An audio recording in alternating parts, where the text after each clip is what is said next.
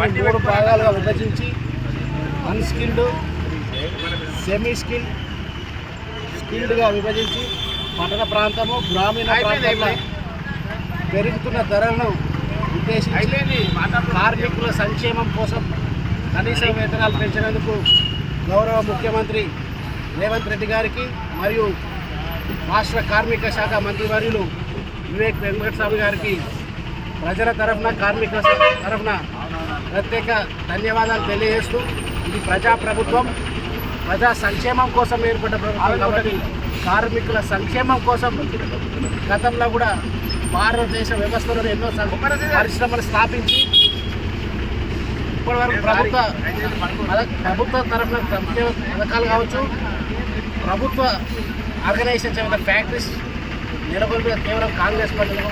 కాంగ్రెస్ సంక్షేమం కోసం నిరంతరం భారతదేశంలో పాటుపడ్డ పార్టీ ఏదైనా కాంగ్రెస్ పార్టీ. మరి గ్రామీణ ప్రాంతంలో ఈరోజు కూడా కార్మికులందరికీ ధన్యవాదాలు తెలియజేస్తూ